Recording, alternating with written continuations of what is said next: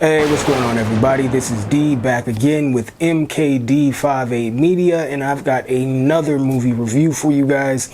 And this movie review is for the 1995 action thriller Assassins. Alright, now, Assassins. This is directed by Richard Donner, and it is starring Sylvester Stallone, Antonio Banderas, and Julianne Moore. In this movie, I just watched it for the very first time beginning to end a few nights ago. Now, I've always been aware of it, especially as a kid. I was real big into action movies, so this movie has been on my radar for ages, but I just never got around to watching it in totality. And I just went through periods of my life where I kind of forgot the movie even existed, and then it would come back on my radar, then I'd forget again. So recently I was reminded about it, so I decided to go ahead and sit down and watch it, and these are my thoughts. Now, a simplified version of the plot, really simplified explanation of the plot. Sylvester Stallone plays Robert Rath, who is a assassin who's kind of leaning towards getting out of the game after he fulfills his next couple of contracts, and Antonio Banderas plays Miguel Bain, who's kind of a rival assassin who's really like got a lust for the job and for the kill, basically. And him and Sylvester Stallone end up on a collision course, basically. Put it like that. This is what it's about, these two guys going head to head and eventually really coming to their climactic battle at the end of the film. And Julianne Moore plays a character named Elektra, who at one point is a target of Robert Rath's, but instead of actually killing her, he kind of partners with her in a way, because Miguel Bain at the same time is trying to kill her as well. And you know, Robert Rath is getting to a point where he doesn't want to kill anymore and is trying to get out of the game. And yeah, so I'll just leave it at that. That's kind of the plot. Basically, Sylvester Stallone versus Antonio Banderas is what this movie is about. So my thoughts about this movie: I liked it quite a bit, actually. I had a pretty good time with this. I really kind of liked the exchanges between Miguel Bain and Robert Rath. I really think Miguel Bain's character, Antonio Banderas as Miguel Bain, really was the heart of this movie. He was the energy behind it, the driving force, the most interesting character. He gave the most interesting performance, the most charismatic, all of that type of stuff. He had the best lines. The most memorable kind of moments of the movie involved him. So he was really the catalyst for this movie. He carried this film. And so Sylvester Stallone, he does a great job as well, but he's also a little bit more subdued. This isn't an all-out kind of Sylvester Stallone type film. This is actually one of his more subdued roles, which actually around the mid-90s, he started to kind of, you could see he was going to start trying to, I don't want to say chill out, but he wasn't going to just be, you know, just an action figure, so to speak. He was trying to kind of stretch his acting muscles a little bit more and things like that. And he even expressed as much in an interview that he did when promoting this movie. He talked about how Antonio Banderas kind of had more of the heavy lifting to do in terms of the physical work in this film, whereas Sylvester Stallone was trying to focus more on being a little bit more subdued and kind of letting his the personality and the acting and everything like that carry his character. And that you could really tell that. But you know, he does a good job in this. Antonio Banderas is the best thing about this movie, but Sylvester Stallone does do a good job, and he is obviously necessary to the movie. And Julianne Moore, she does a good job in her role as well. She was likable in this movie. There were obviously moments where her character could be a little annoying, but she was supposed to be annoying in that moment in this type of film. But she does a good job in this role. And I thought there were some good action sequences. Like I said, good lines of dialogue.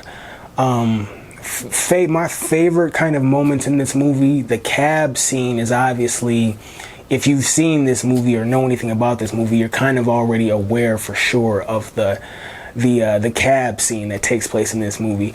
And that leads me to something about this movie. This movie is one of those typical action films in the way that you do have to have a certain level of suspension of disbelief in this film with some of the things happening. There's things that happen where you're like, okay, that should have really crippled that guy, or that should have killed that guy. Antonio Banderas specifically has a few things, action set pieces that he's involved in, where you're like, okay, that should have hurt him a whole lot more than it actually did. At one point, he's getting smashed up against a bus, the side of a bus, by a cab. Like, it's kind of hard to explain, but he's hanging out a cab window, and Sylvester Stallone is crashing the cab into the side of a bus and dragging it along the side of the bus with Antonio Banderas' upper torso hanging out of the window, getting dragged and smashed along the side of this bus. And like, he doesn't really get any major injuries. He just kind of has to go soak in a tub for a little bit, and then he's all good. And at another point, he actually gets he falls out of a at least third story window of an apartment building, and which him surviving that fall is completely believable, you know, to survive that type of fall. But he doesn't get really injured at all. Like, at least he should have a limp for the rest of the movie from this fall that he takes, from this fall that you see him take. He should at least have a limp for the rest of the film. But no, he's running and jumping just fine throughout the rest of the movie. So that type of stuff is happening, where it's that 90s action thing where folks are just surviving shit that they shouldn't survive, or at the very least they're not getting hurt by things that they actually should be getting hurt by. But that didn't really bother me, but it is something to point out. My score for this movie, I'm going to give this movie a 7.5 out of 10, actually. That score is a little bit on the higher end compared to what I've seen, the numbers and ratings I've seen other reviewers give this movie. But I enjoyed this movie. I mean, I had a good time with it. I didn't really have any major issues with it. The things that people could kind of nitpick at, in the moment of watching the movie, it didn't affect me. It didn't stand out to me. It didn't bother me. So I'm not going to kind of retroactively go back and, you know, take away points because, you know, something technically wasn't done properly or whatever the case may be. You know, if it didn't bother me while I'm watching the movie, or I didn't really notice it while I was watching the movie, I'm not going to retroactively hold it against the film. I had a good time with this movie. I will say the ending of the movie could have been better. The ending of this movie definitely could have been stronger, for sure. But I don't want to necessarily spoil anything, so I won't go into the specifics about it. But the ending for sure could have been stronger. But that's kind of where I'm going to have to leave it. This movie has good gunplay, or at least good gunplay for the era that the movie came out in. You know, obviously right now the gold standard for gunplay in an action movie is the John Wick films, you know what I mean? And this actually is a movie that you could almost consider, from a visual perspective and from a subject perspective, or a precursor to the John Wick films in a way, just because there's a lot of situations where you have these two assassins trying to kill each other and the general public doesn't realize it.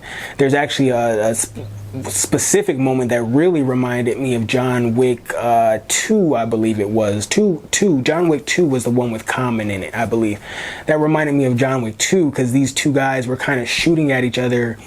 Antonio Banderas and Stallone were kind of shooting at each other in public, and the public didn't see it. They didn't, like, people that were just going about their daily business didn't notice it, didn't realize it was going on.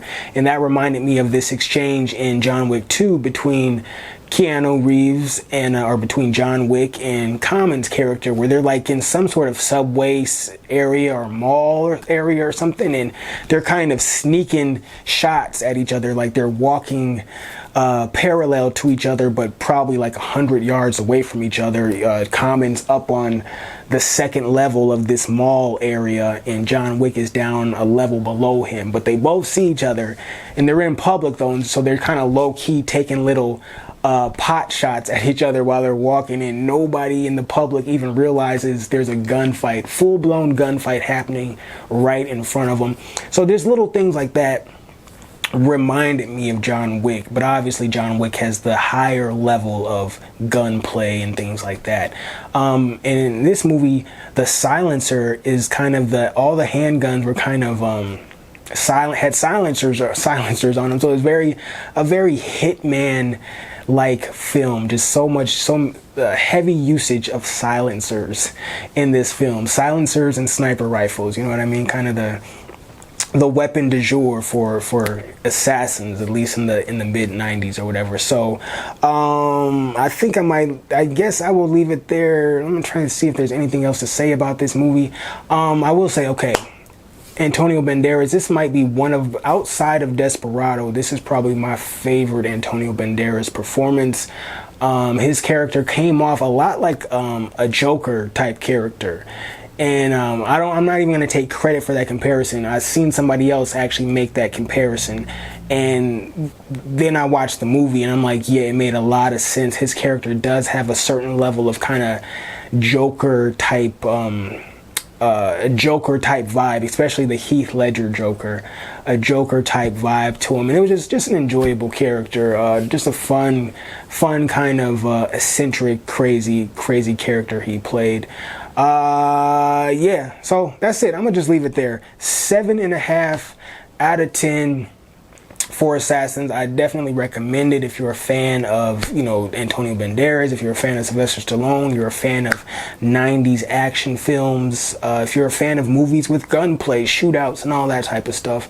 If you're a fan of all of the above, I definitely recommend this film. Check it out. As always, until the next one, I will catch you on the next go round.